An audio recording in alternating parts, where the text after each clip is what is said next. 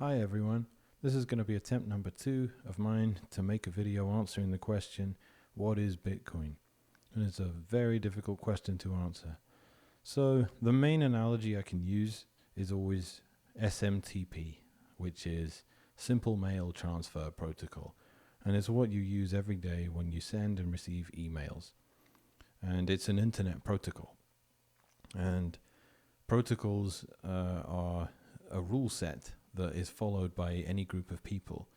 And if you want to send an email to someone using that protocol, they can get your email. And if you want to break the rules of the protocol, they can either get a messed up message or they can get no message at all. And that's how the Bitcoin network operates. Bitcoin itself is two things. It's a digital currency and it's a network. The network is the more interesting thing to talk about.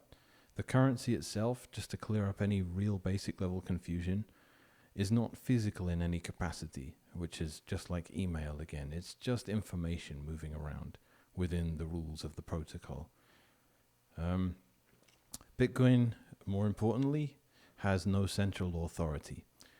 SMTP itself doesn't either, but most people do not use email in a way that evades any central authority. Most people allow someone else to run an email server on their behalf and then provide them with an account with which they can log in and check their emails.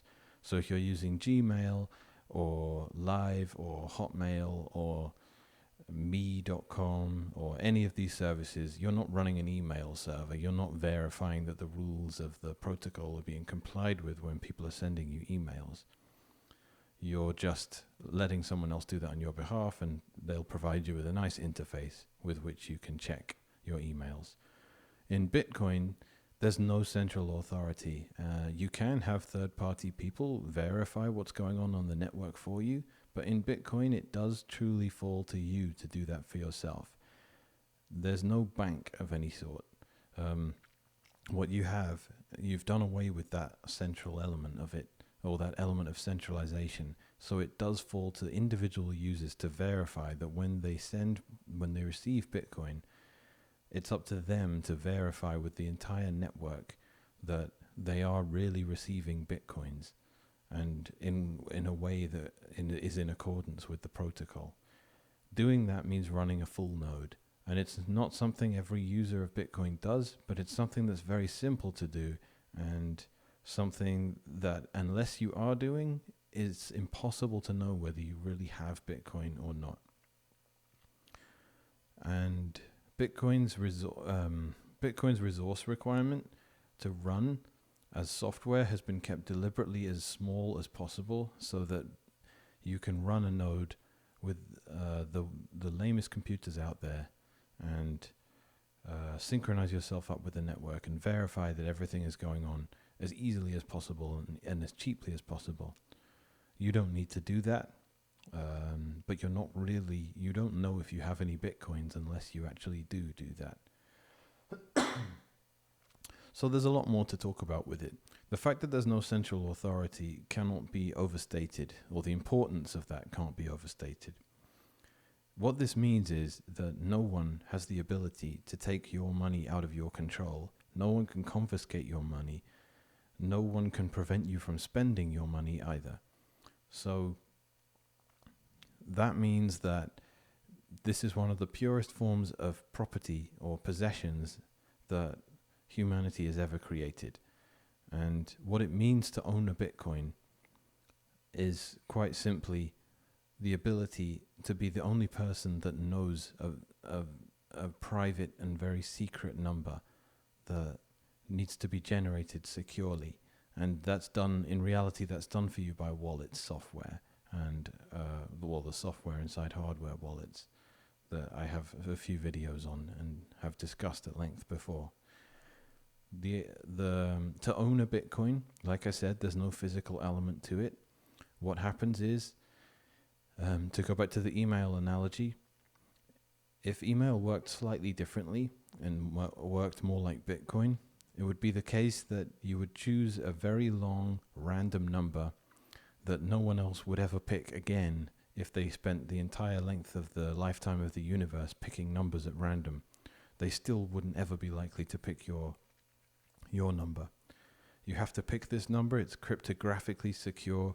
The randomness is cryptographically secure. It's genuinely random, meaning it becomes infinitely unlikely that anyone would ever pick it again. That's where the security comes in. You pick that number, and a cryptographic hash is performed on that number, and what is spit out of that hashing algorithm, I'll explain that later, is public information, your Bitcoin address. It doesn't work quite as simply as this, but if you understand this conceptually, then it won't make any difference to your understanding of Bitcoin. The public piece of information that's a result of the cryptographic hash, that is, as I said, public information. And in the email analogy, what this would mean is you've generated your completely secure number. That's your email password. And rather than have a random username, your username is a result of the cryptographic hash function being run on that random number. And you generate a random, well, not username, email address.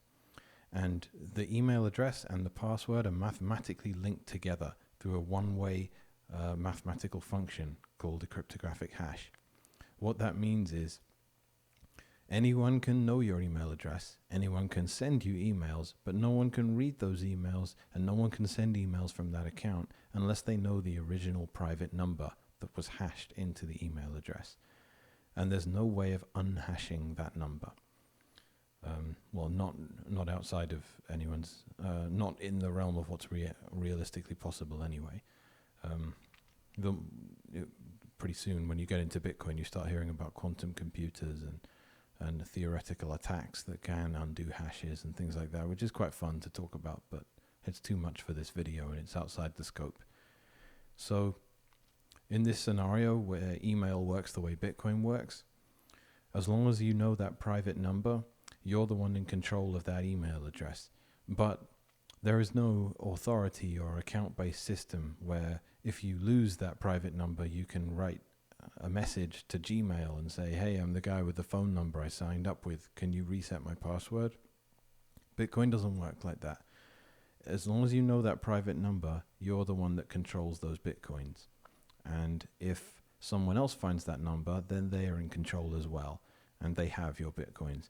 And if you lose that private number, there is no way to ever get it back. You'll just have to generate random numbers until you generate the same random number again. And your chances are no higher than anyone else trying to find a random number that has some Bitcoins attached to it. So you're out of luck if you ever lose that number. Everything, when it comes down to it, everything in Bitcoin ownership comes down to producing a secure random number and keeping that number secure and safe. As long as you can do that, then you are able to own Bitcoin, you're able to be your own bank, you're able to operate financially as a completely sovereign person without any need or any need for any authority figures, without anyone able to control you or restrict your financial freedom in any way whatsoever.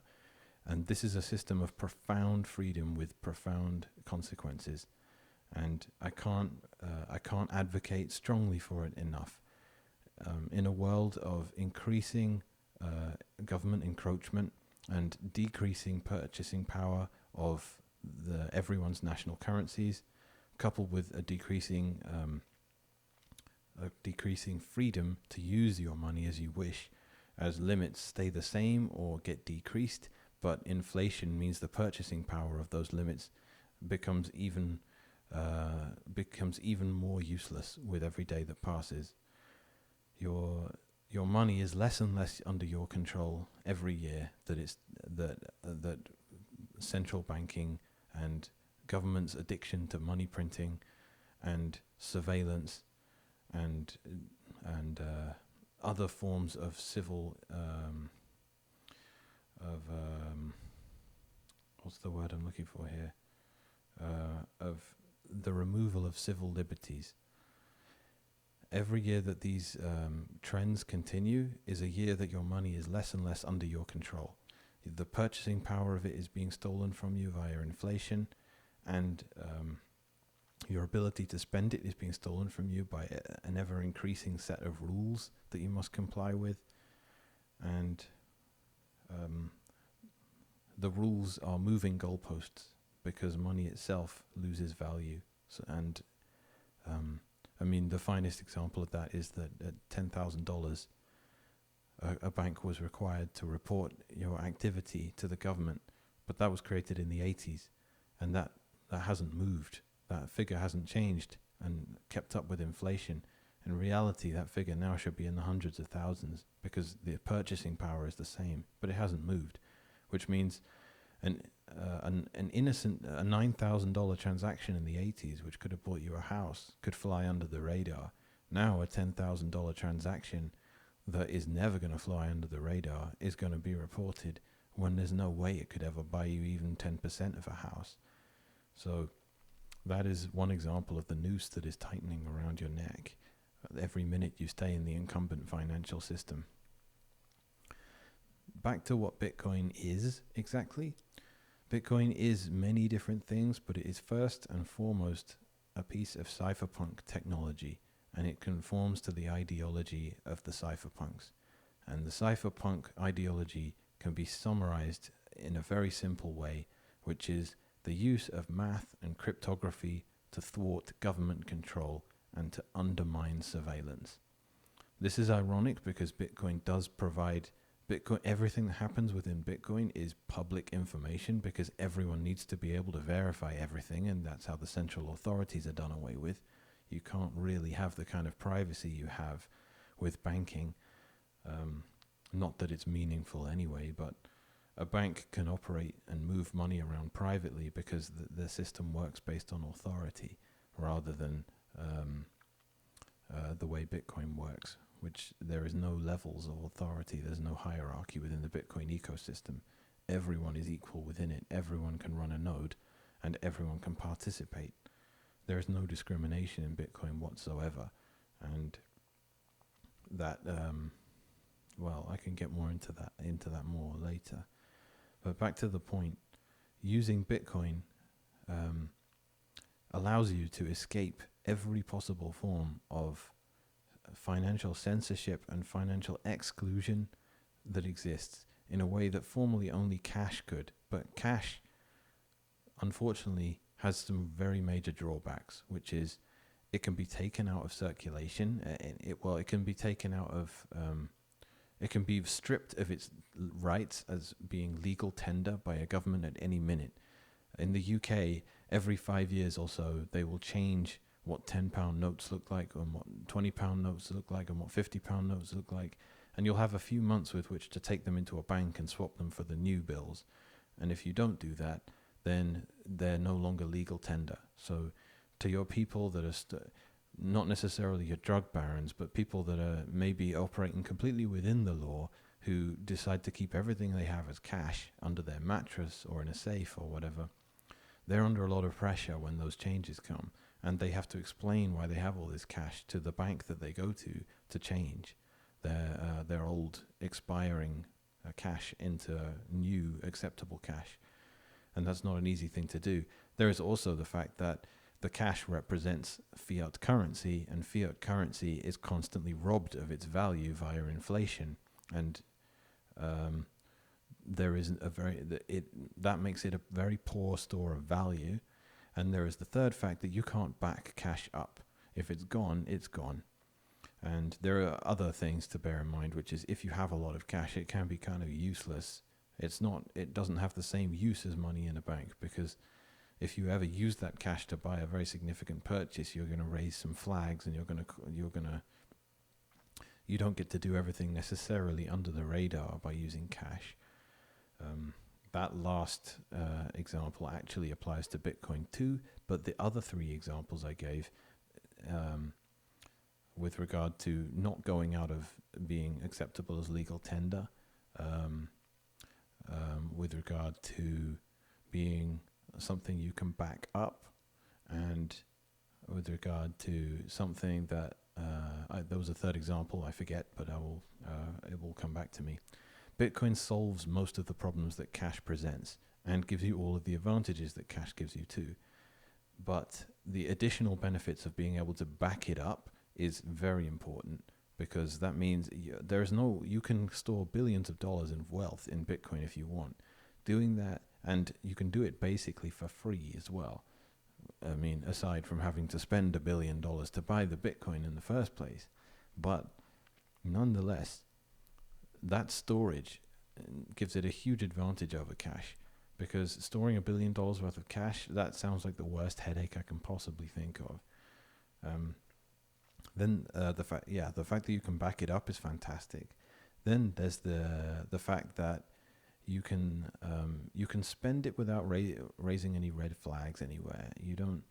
If you want to buy a product abroad, or if you want to buy a house in Costa Rica or something, and you can figure out a way around the red tape, you can find someone that will take Bitcoin for that purchase, you can do it.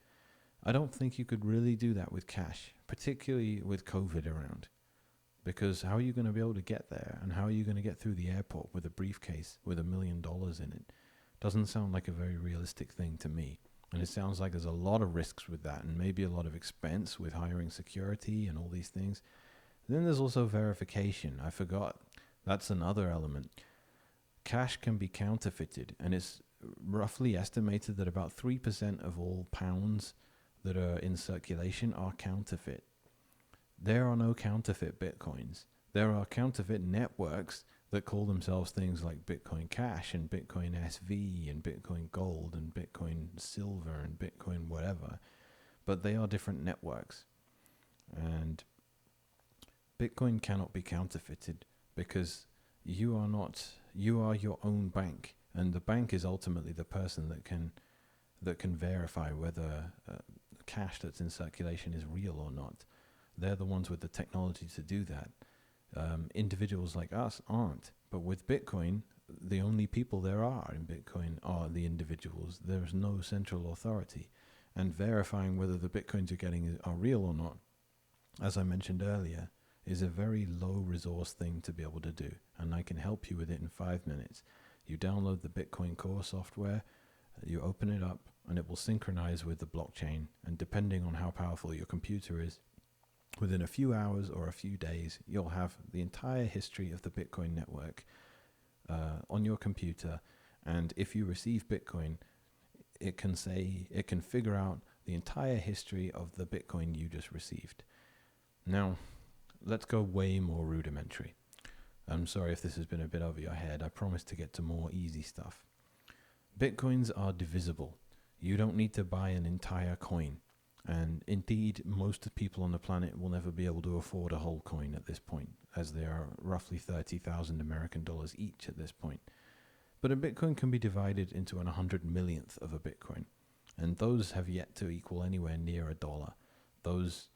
Those smallest units in the network are called Satoshis or Sats, and as I mentioned, you can buy a lot of them for $1 still, and it's a good thing to buy. And one other thing to mention, I suppose, one other fundamental element of Bitcoin is that it's a deflationary currency, which points back to what I was saying earlier about how cash is not so useful, because you're guaranteed for it to be losing purchasing power every day that you hold it, as more and more comes into existence. Inflation is a very sneaky tax, as I mentioned in all my videos, and it doesn't have the same impact that regular theft would have. And you don't feel it the same way. Bitcoin is the opposite, it's deflationary. It rewards deferring spending until later on. And that is not to say, like most Keynesian economists would say, a bad thing, because people just don't buy stuff because they wait, because their money will be worth more in the future, so no one ever buys anything. That's your Keynesian economics. That's your Keynesian economist's argument. And it's false. Because by that logic, no one ever buys a computer, because for next year they'll be able to buy a slightly more powerful computer for the same money. No, it turns out you need a computer this year, so you're going to buy one, even if there is a better one coming along soon. The same with cars, same with any technology. People buy what they need when they need it. And if the currency they buy with is deflationary, maybe that disincentivizes them a little bit, but you don't need to keep an economy going by ruining people's savings account via inflation and forcing them to spend every penny they have as soon as they have it, because they know that if they hold on to it, they won't be able to spend that. They will lose purchasing power with the money they are saving. Nonetheless, that is how our economy has been working for a few decades. And if you have a bunch of money, as in fiat currency, you're going to want to buy something like real estate or stocks and shares, anything to get out of cash. Or I don't mean cash exactly, I mean fiat currency. That treadmill is not a good way of life, and it's a very stressful one, and it doesn't allow you to plan for the future. Bitcoin allows you to plan for the future because it's deflationary, which means if you buy some now and there's a purchase you can make now or a purchase you can wait 5 years on, if you can make that purchase now or you can wait 5 years, you will choose to wait 5 years rather than go for it now, probably, depending on what it is, because you will need to spend a lot less of your Bitcoin if you wait, because Bitcoin will go up in value rather than down. This means you can plan for your future. This means a whole generation is discovering what savings is again. And that's an amazing thing, and it's been vilified, and that's wrong. It's good to have faith in the future and to think far forward and to plan for your children and your grandchildren. That's an amazing thing, and it's something that's been denied for a generation. And it's because politicians only think in 4-year cycles, and they don't care about anything that long term. They just want the economy to do better now. And since the 2008 credit crisis, or the credit crunch, the financial crisis rather, all that's happened is masses and masses of printing of money and the redistribution of wealth from the middle class and anyone with any sort of future orientation and the ability to plan for the future. They've seen everything taken from them, the purchasing power of the savings, and had it moved up to the upper echelons and the financially connected. And those people are the people that caused the crisis in the first place. So the whole thing reeks of injustice, and is something that is a system you can exit in 5 minutes when you make an account with a Bitcoin exchange, send some money to the exchange, buy some Bitcoin and withdraw it to a hardware wallet so that it's under your control. That system is very simple to do. That process is very easy to go through, and as appealing as it is, and as drawn to it as an investment as people are, it's so much more than that. And I don't want to appeal to anyone's resent, but I do think the financial system we have at the moment is rotten to the core, and there is an exit sign flashing for all of humanity that is open to everyone, that we can walk through any day we choose to. And it's not a door you'll ever choose to walk back into the system of control and authority that banking is, because that system is crap and it doesn't allow you to do anything. And it's for the same reason that you're never going to send a letter when you can send an email, except for very particular circumstances, because email is faster and it does everything the same way that sending a letter does, but better. But I mean, even that doesn't do Bitcoin justice, because what Bitcoin allows is, for the first time in human history, we have something that is much better than gold. It's fundamentally scarce. It's not roughly scarce and unlikely to be found. And with gold, you have the issue of, you don't really know how much is out there, and you don't know how much is entering the market at any one time. Gold also has the problem of verification. You can't run a gold node on your laptop and sync it in 6 hours and then know whether someone giving you gold is really giving you gold. Indeed, there was 2 weeks ago, they found $60 billion worth of gilded copper in a Chinese vault that was supposed to be gold. And verifying that is not actually that easy to do, and it's expensive.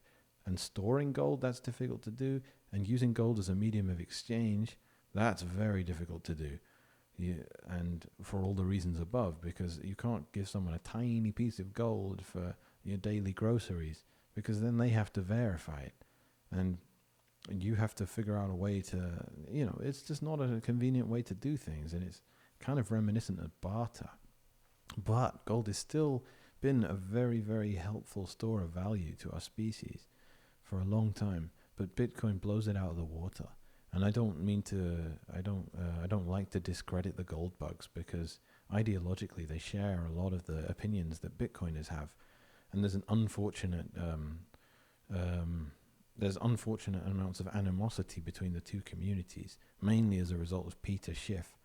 But with all respect to the gold guys, Bitcoin has come along and done what gold offers, but in a more perfect and complete fashion. Gold also can be confiscated, because storing it is very difficult to do, and you're probably going to want to do that with a third party, and that third party is going to have to submit to all of the rules and regulations of whatever country you're in. Bitcoin, however, that's not the case. With Bitcoin, you can store it yourself for free without anyone really knowing that you have it, or being able to prove it at least. And you can flee with it if your government goes insane, or, slightly more insane than all the other governments are going at that particular time.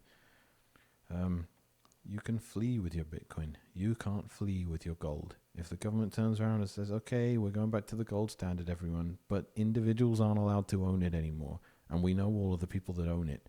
You've got 30 days to bring it in. This is the value we'll give you for it. It's illegal to have it after that. I would feel a lot more comfortable if they turned around and did that with Bitcoin, breaking the law, than I would if they turned around and did that with gold, like they did in the past. I want to be able to keep this thing. I want it to be unconfiscatable, to quote Tone Vays. Bitcoin is truly unconfiscatable. You can still have it stolen from you through coercion. If you own Bitcoin and someone knows you own Bitcoin and you're able to spend your Bitcoin, someone can still come and threaten you and take it from you. But that's on an individual level. When it comes to a state level adversary, you can deny ownership of it and you can leave if you really need to. That's always possible. No one can prove you own Bitcoin. That's an important point to remember. But I don't want to get into the threat models exactly. I want to focus on what Bitcoin offers. And, the title of this video is What is Bitcoin? And I hope I've helped explain it to some extent. It's a very difficult thing to explain. It's like nothing else that's ever existed before in any financial capacity, because there has never been a currency and a network that are all named one thing. And that's a point of confusion for a lot of people. Bitcoin has Bitcoin is the currency that runs on the Bitcoin network. And the network is the hard thing to understand. And the way the protocol is self-reinforcing and gathers strength and tends to swallow up every attacker and use the power of that attacker to make it harder for any subsequent attackers. That is one of the reinforcing strengths of Bitcoin. And the characteristics of it are defined by a concept known as anti-fragility, which is the more you attack an anti-fragile entity, the stronger it becomes, not the weaker. And Bitcoin has been attacked and attacked and attacked. And to use Andreas Antonopoulos' analogy, it has the immune system of a rat that has lived its whole life in a sewer. It has not been protected at all. And that is to its credit, and ultimately speaks to its strength and resilience that it now has. It's 12 years old. No one has managed to do anything to it, and everyone has been trying for the last decade to bring this thing to its knees, because why not? People like attacking things, people like finding holes in things, but Bitcoin has resisted everything, and it will continue to do so. And this is in stark contrast to any sort of spreadsheet or something maintained by a bank or any other financial institution. Those systems are weak and vulnerable and protected only by authority and access and privilege and hierarchy. Those systems fail all of the time, but the political system that exists around them is what continues to keep them safe by bailing them out and allowing them not only to operate these very fragile systems, but allows the people that operate them to take big risks and gamble essentially and socialize the losses. And I mean, a lot of the primary ideological reason to get involved in Bitcoin is that you have a strong dislike and resent of banks, and that's a very justified emotion, in my opinion. And these institutions are a joke, and they are making more money than anyone else, and they are a completely unnecessary middleman. There doesn't need to be anyone between a customer and a business. There doesn't need to be a middleman there. But now we have these arbitrary middlemen like Visa and American Express, and increasingly PayPal as everything moves online. They charge a lot of money to do stuff which they claim is for our benefit, but it never actually is. It's always, well, I don't know.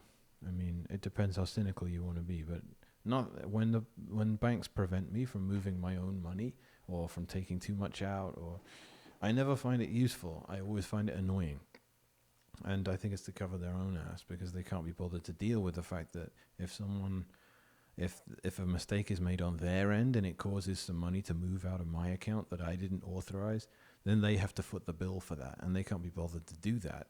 It's just like the same way that everything on it says may contain nuts, even though there's no chance in hell they do contain nuts. It's just no one wants to be sued, so they might as well not guarantee anything. So it's sort of ass covering as far as I'm concerned, and it's very expensive, and it wastes a lot of people's time. And Bitcoin doesn't do any of this stuff. If you want to send millions of dollars in Bitcoin to anywhere at any time, you can always do it, because it's a very, very simple system, and it protects you in so many ways. It protects you from those who want to help you, and because the people that want to help you can't be trusted. And you will learn that. And what Bitcoin is it's an alternative to the system of control that government money is, that you are forced to use. As simple as that. It's a very, very powerful alternative. And most of my time I spend speaking to Europeans and North Americans. And these people have a hard time understanding why you would want to do that, because currencies in these countries works pretty well, but the rest of the planet has no difficulty understanding why Bitcoin is amazing. Because, you know, if you're a Colombian or an Argentinian or a Venezuelan or a Nigerian or someone from Mozambique, or a Mozambican, I don't know, or, you know, an Indian or a Russian, all of these people are sick to death of what their currencies are doing, because you work, you spend what's limited, which is your time, you swap that for something that's fundamentally infinite, which is government money. And there's no reason, that doesn't feel good to do that. And it's like you're trying to fill up a bucket with a hole in the bottom, and you're just hoping you can put enough water in it to outpace the amount of water that's being expelled from the bucket. But with Bitcoin, you don't need to do that. You can add slowly to your savings, and you can watch that grow, rather than, you know, accrue interest of 0.2% or something laughable, where you're gonna, you know, you can put your whole life's work into your bank account and maybe earn $3 a month in interest. I mean, probably nothing like that even. All this it's basically what it comes down to. And I'm sorry it's taken me this long to sort of bring it home. The most powerful tool, or one of the most powerful tools the government ever had, was being a religious authority. And the separation of church and state changed everything, and it enabled a far more advanced civilization to exist. And it was a watershed moment in human history. And now we are going through the second event of that nature, whereby the separation of money and state is occurring. And we're taking away the ability of the state to print money and give it to whoever they think deserves it, or whoever's bribed them enough to be the lucky person to get it. And we're taking that ability away from them, because they have no control over Bitcoin. If a government wants Bitcoin, they have to buy it, just like with gold. The government doesn't control how much gold is created. It can only buy it and store it itself, or it can fight wars and try to confiscate gold from other countries. And pretty much everything that applies to gold on the state level applies to Bitcoin as well, except that the state has way less ability to confiscate Bitcoin than it does to confiscate gold. So at some point in the future, and I've been saying this for years, and it's been sounding ridiculous, and now it doesn't sound particularly ridiculous at all, as billionaires are throwing everything they've got into Bitcoin as we speak. Countries are starting to realize this, and at the end of this current transition period of financial evolution in our species, what you're going to end up with is incredibly powerful individuals who have money that cannot be confiscated from them, who the state must respect and the state must negotiate with and deal with on a level that they would with any other sovereign entity. So you're no longer a subject or a citizen, you're a completely sovereign individual, and you have the same power that a state has. You might not have as much money as they have, but the money you have is as bulletproof as the money they have. Because ultimately, when your money is in a bank or when it's stored as cash that is denominated, that is representative of fiat currency that can be manipulated and taken out of circulation or taken out of, stripped of its status as legal tender. When you're in that system, you're not the one in control. Bitcoin stops all that. You become the final arbiter. You become your own bank. You become your own country. You suddenly have everything that is possible to have when it comes to financial sovereignty. And if that wasn't appealing enough to you, there's the fact that you're rewarded so obviously for your financial investment into Bitcoin and so quickly. The worst that will ever happen is you buy some Bitcoin and you're down in US dollar terms for a year or two and that's if you buy at a particularly bad time when the market has become overexcited. But I think we're done with those boom and bust cycles now anyway. Bitcoin's recovered from so many of them, and it's had everyone. It went to $31 and it crashed to below $1, and that was it. Bitcoin is dead. That was a fun experiment, wasn't it? Wired and all these magazines writing gloating articles about it. Well, Bitcoin was fun, but it's gone now. Okay, then it got back above $1 again, sat there for a while, and then it flew all the way up to $260, and then it crashed down to $50. Oh, Bitcoin's dead. Up to $1,000, back down to $150. It's dead. Up to $20,000. Back down to $3,000. It's dead. Where is it now? About $30,000. There's an obvious pattern here, and it's that the market is extremely volatile. It's a small market still. It's a tiny little sailboat getting rocked around by the other heavier ships and other bigger fish in the water. But the obvious trend is government money isn't really worth the paper it's printed on, and every example of governments printing money by fiat rather than having some sort of gold reserve to back it up, we know how that ends up. There's never been a case where it didn't end up with the government succumbing to the equivalent of a drug addiction, which is print, print, print. Because when you print money, you can decide where that money goes, and you can control the whole society that way. But it's really annoying for the citizens of that country, because the people at the poorest people don't really care about it because they don't have much money in the first place. The richest people are the first people to receive the new money that's created, so they don't suffer from the inflation of it. So they're happy about it, and that's why they encourage the politicians to do it. But the people that get screwed are the middle classes, because they're the people that are trying to plan for the future and have some money as a savings vehicle. And as I mentioned earlier, savings have been discouraged as a thing to do due to the dominant school of economics being Keynesian economics. And the fact that this whole mechanism exists means that we have the Weimar Republic, we have 100 trillion Zimbabwe dollars not being able to buy you a pear or whatever. These things are never going to stop. And the US dollar is crap. It's just better than the other fiat currencies, but it's still crap.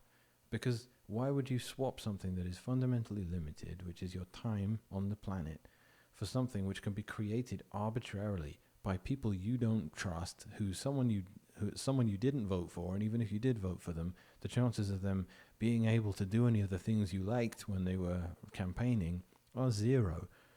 I don't mean to be too cynical about it, and I'm not trying to be, I'm not trying to be too cynical, but there's just an obvious and better system available to you now, and it's Bitcoin. And I cannot emphasize enough how much the only alternative is Bitcoin. And none of the other cryptocurrencies offer any of these properties that Bitcoin offers at all. And you shouldn't spend 1 minute of your time examining them. And unfortunately, a lot of what I do with my work as Bitcoin mechanic is writing emails to people explaining why Ethereum is bullshit and why XRP is bullshit, though thankfully XRP just got burnt to the ground in a spectacular dumpster fire over the last few weeks, so I shouldn't be hearing too many more questions about that. But then alternative scam versions of Bitcoin themselves without the relevant network effect. And all I will say to that right now is back to the email analogy. If you want to send an email and if you don't want to make the email compliant with the SMTP protocol, the SMTP, I guess I should say, people aren't going to get your email. Or if they do get it, it's not going to be something they can read or pass because it doesn't comply with the standards of the protocol, and everyone uses that protocol. So if you don't use it, you're outside that network. Bitcoin works the same way. The internet itself works the same way. If you want to make a website, well, more to the point, if you want to make something that's better than the internet or better than TCP/IP or better than HTTP or better than Bitcoin, after all, Bitcoin is just another internet protocol.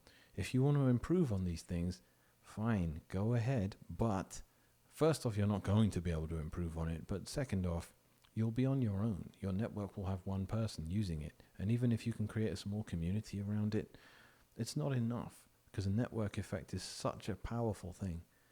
It's like if you took Facebook's source code and changed a few things and put buttons in nicer places and made it red instead of blue or whatever, and it doesn't matter if people want that. You don't suddenly magically have the same user base. And in Bitcoin's case, the user base is the one actually providing the security for the network as well. And that is an essential characteristic, because if you don't have that, when you don't have a large enough user base protecting the security of the network, it's a monetary network, right? You need security. You need verification to be happening en masse. You need enforcement of rules to be happening en masse. Otherwise, scammery can happen and unpredictable things can happen, and people can send you money on these networks, and then it turns out you don't really have that money. Even though you verified it yourself, the trouble is there's 10 other people on the network and they all know each other. They've all got each other's email address and phone number, and they decided to change the network and fork it. And suddenly, I don't have the money I thought I had. That's only impossible in Bitcoin because there are so many hundreds of thousands of people enforcing the rules. And that's why if you want to, this email has CC and BCC, and if you want to create a third option, go ahead, but you're going to need everyone in the world to change the way email works with you. And if they don't do that, then you're going to end up doing the rational thing, which is going back to using email the way it works now. And email is easier to change than Bitcoin, because if you wanted to change the way email works, you could find all of the big email providers, the free mail accounts. You can go to Google and tell them to change Gmail, and they can liaise with Microsoft, with Live, and with Apple, with me. They can do all that stuff, and they can change some fundamental things about the protocol. And companies like Microsoft have tried to use their influence to change things about the internet protocol before. Sorry, it was not IP itself, it was HTML they wanted to change. But anyway, with Bitcoin, it's the most robust and difficult to change network that humanity's created yet. And that's due to its scale and due to the way the network itself has been designed. And as I said, it's self-reinforcing and self-strengthening, which means if you want to attack Bitcoin, any way in which you might attack it will tend to eliminate a weak point.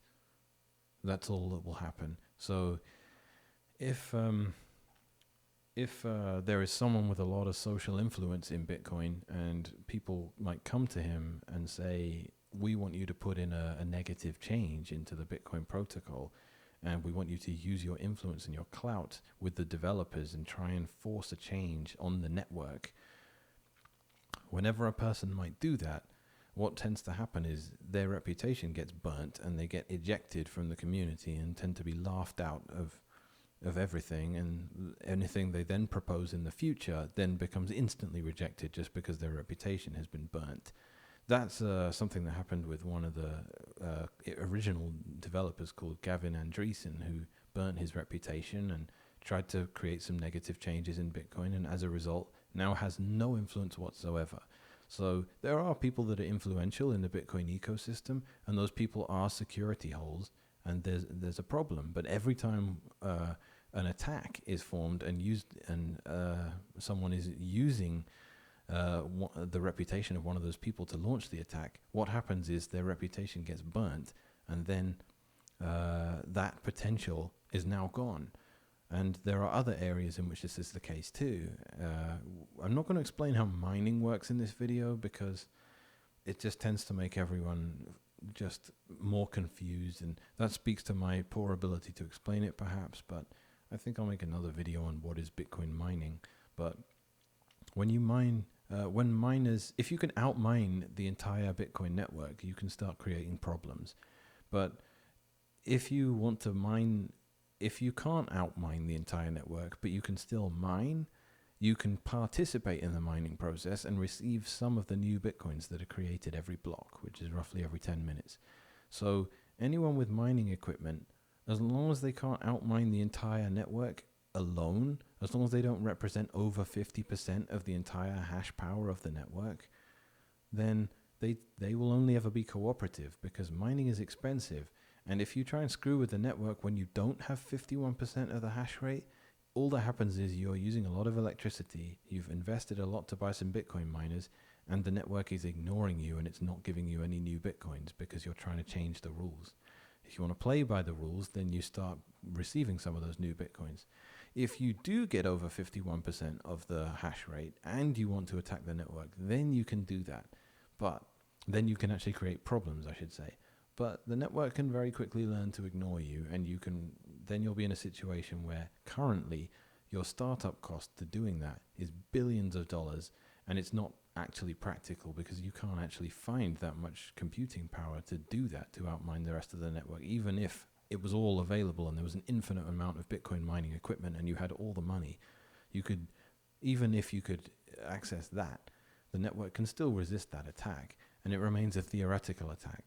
But Bitcoin's the only currency in the cryptocurrency space that can actually do that, because every other network doesn't have anything like the amount of mining power, which means outmining Litecoin or outmining the Ethereum miners or outmining the Bitcoin Cash miners or any of these other shitcoins. You can outmine those networks actually pretty easily. It only takes 2% of what it would take to attack Bitcoin as a miner to attack Bitcoin Cash, which means that network doesn't have anything like... mining is a very important part of security. It's not the only part, but it's an important part. And you need a hefty requirement to be there. For you to want to append or modify Bitcoin's blockchain, which is its public ledger, there's a massive proof of work requirement to doing that. And explaining what that is getting into mining a bit, and I don't want to get too far into the weeds with that. But mining Bitcoin to append or modify Bitcoin's ledger, you need a hell of a lot of power. And this is what I mean about attacks becoming contributing to the network and making it harder for the same attack to occur after you've already capitulated as a would-be attacker. If you want to attack Bitcoin and you manage to accrue a lot of mining power and you get up to 5% of the network, you can use that 5% to mine some Bitcoin, and you will only get Bitcoin if you play perfectly by the rules and don't screw around at all. And if you do screw around at all and decide not to, after a little while, you're still getting paid in Bitcoins, right? And your tomfoolery made the Bitcoin network look less reliable, and and the price of bitcoins have fallen, so now you've just attacked your own paycheck. People don't tend to do that. So miners, if you have a few percent, you can't realistically do any damage anyway, but you're not going to waste your investment, and you're going to mine, and you're going to mine in a way that the network approves of. And because you're doing that, now outmining the entire Bitcoin network as an attacker is harder, because these people that want to mine and play fair keep mining and keep adding strength to the network, and every time someone does that, you have to outmine them as well. And if you start trying to do that and you give up and you go, well, it turns out I got a lot of equipment here and I can just print money for myself by mining Bitcoin, I'm going to do that instead of attack because my attacks keep failing. Now the next attacker has to outmine you as well. So that's why the system seems like a kind of black hole. And every time there's an attack, and it just seems to kind of swallow those attacks and grow larger as a result. And if you look at a picture of hash rate, you'll see it increase and increase and increase. And that doesn't happen with the altcoins, because the altcoins I don't know. I don't want to spend too long on altcoins, but a big shame is that Bitcoin changes everything. And it provides a complete exit from a completely corrupt system, and it solves one of humanity's oldest problems, which is, how do I store value in a way where it doesn't cost me a fortune storing it, and there's no risk of, there's a low risk of theft, and there's no government inflation, and it's deflationary, so I can store it for years without having to spend it first, and all these different things that are been concerns forever. And it might not have been a problem you realized you had, but it is a problem, and that problem has been solved with Bitcoin. And I hammer the home that it's only Bitcoin that solves that problem. None of the other cryptocurrencies solve that problem, and I hate that they exist, and I hate that these scam coins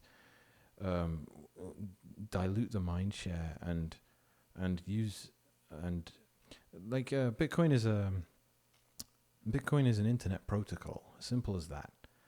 And the altcoins, however, are usually manufactured by companies pretending to be the next Bitcoin. And as a result, they have marketing departments, and those marketing departments spend all day taking pot shots at Bitcoin, trying to convince you that it's not as good as XRP or whatever. And these things are a waste of time. And what really upsets me about it is that we have it. We have the solution we've been looking for. We have the final key to taking back control of everything, of your taking complete control of your own financial affairs and your financial destiny, and having the state have no say in anything that you might do in that is such a game changer.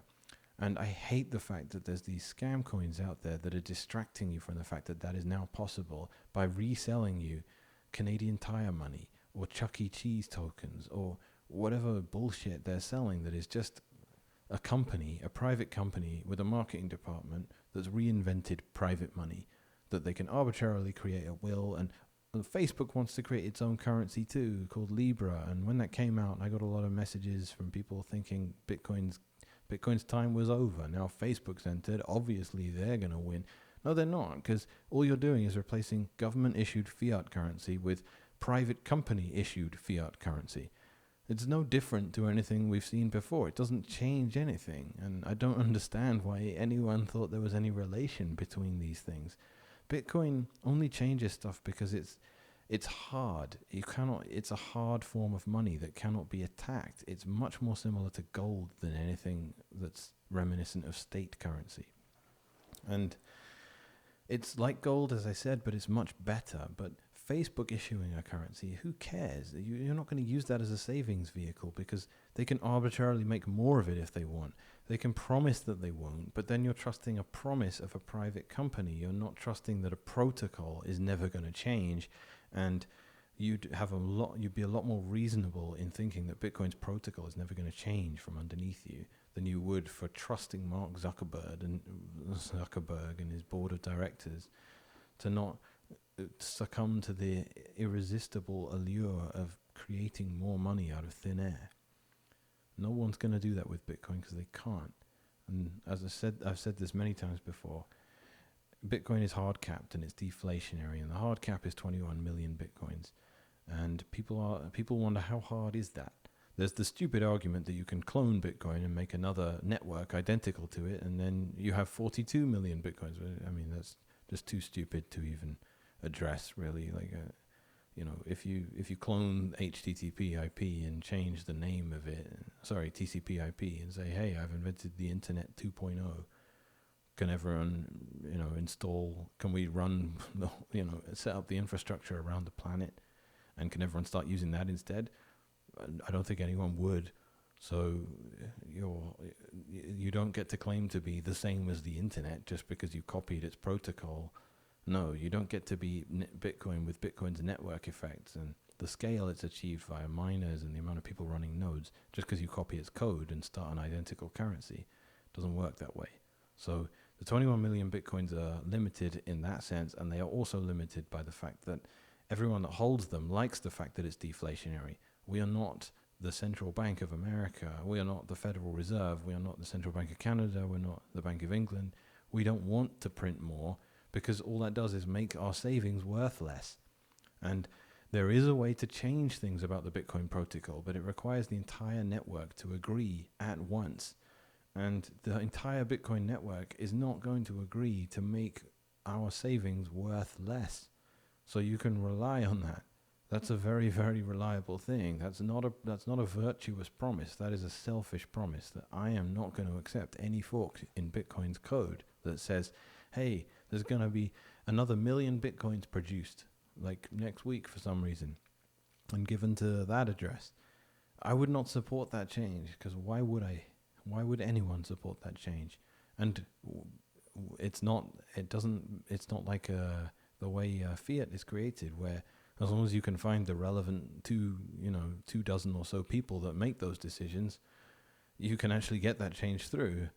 Bitcoin doesn't work like that. You need to find everyone in the world that's running a node and get them to accept the change. Otherwise, the first miner that mines a block that has those extra coins in it will just find their block getting rejected by the whole network, and they just wasted a whole bunch of electricity, and they could have been mining real Bitcoin that time, and they weren't. So they've lost a bunch of money. There's an opportunity cost to it.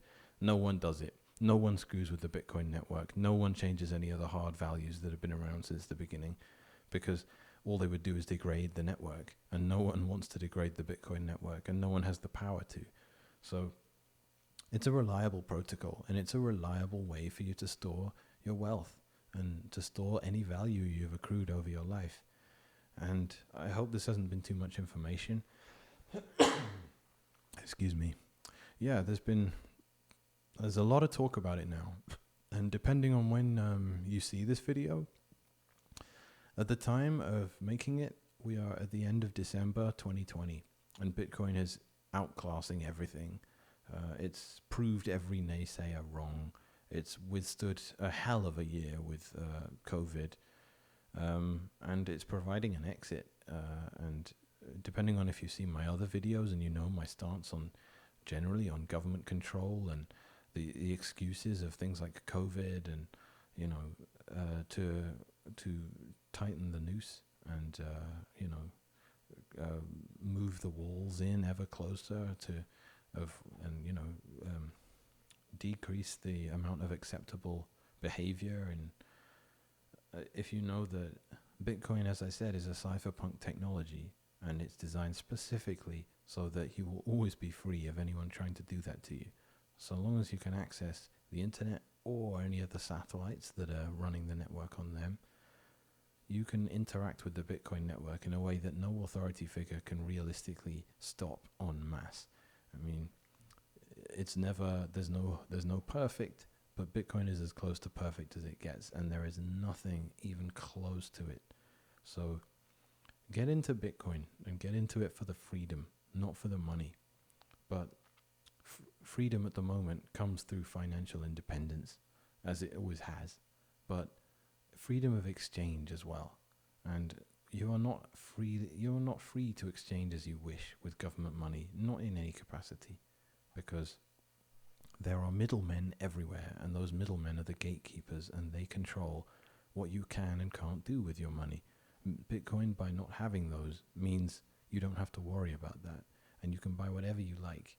And you don't need to wait for cannabis to be made legal in your culture before you can buy it with a credit card. Instead, you can buy it with Bitcoin 20 years ago when it was illegal everywhere, or you can buy it now when it's legal pretty much all across the West. But either way, Bitcoin didn't care. Bitcoin would have allowed you to buy it anywhere, anytime, and no one needs to know anything about anything. And Bitcoin remains legal, I should point out, in most countries. There are tax obligations to if you make a lot of profit buying it and then selling it. If you buy it and sell it as a business or like as a professional trader, then you have to pay income tax usually. There are countries, awesome countries like Portugal, where everything you do with Bitcoin is completely tax-free. There's a lot of minutiae and a lot